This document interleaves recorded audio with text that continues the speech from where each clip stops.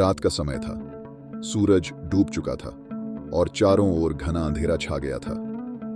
देव और उसकी दोस्त मीरा जंगल के रास्ते से लौट रहे थे। उनके गांव तक पहुंचने का यही एकमात्र रास्ता था। कहते हैं कि इस जंगल में रात के समय किसी यक्षिनी का साया घूमता है। लोगों ने कई बार उसे देखने का दावा किया था, लेकिन देव और मीरा इसे मात्र एक कहानी मानते थे।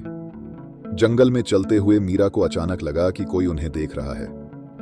उसने देव से कहा, मुझे अजीब सा महसूस हो रहा है, जैसे कोई हमारे पीछे चल रहा हो। देव ने हंसते हुए कहा, अरे तुम बहुत डरपोक हो, ये सब कहानियां हैं, चलो जल्दी चलते हैं। कुछ ही कदम चले थे कि उन्हें पास के झाड़ियों से हल्की सरसराहट सुनाई दी। दोनों रुक गए। देव ने मशाल उठाई और झाड़ियों की तरफ देखा। वहां कुछ नहीं था। फिर अचानक एक ठंडी हवा का झोंका आया, जिससे दोनों के रोंगटे खड़े हो गए। जैसे ही उन्होंने मुड़कर आगे बढ़ने का फैसला किया, अचानक उनके सामने एक स्त्री खड़ी थी। वह एक सुंदर लेकिन डरावनी महिला थी, सफेद कपड़े पहने और बिखरे बालों में। उसकी आंखें चमक रही थीं, मानो उनमें आग जल रही हो। मीरा ने घबराकर पूछा, आप कौन हैं? उस स्त्री ने बिना कुछ कहे उनकी ओर इशारा किया और धीमे से मुस्कुराई। उसकी मुस्कान इतनी भयानक थी कि दोनों के दिल कांप उठे। उस महिला ने धीरे धीरे पास आना शुरू किया।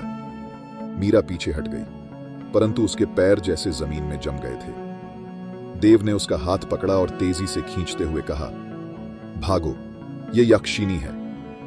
भागते भागते उन्हें महसूस हुआ कि वे केवल अपने कदमों की आवाज नहीं सुन रहे, बल्कि कोई उनके पीछे तेजी से दौड़ रहा है।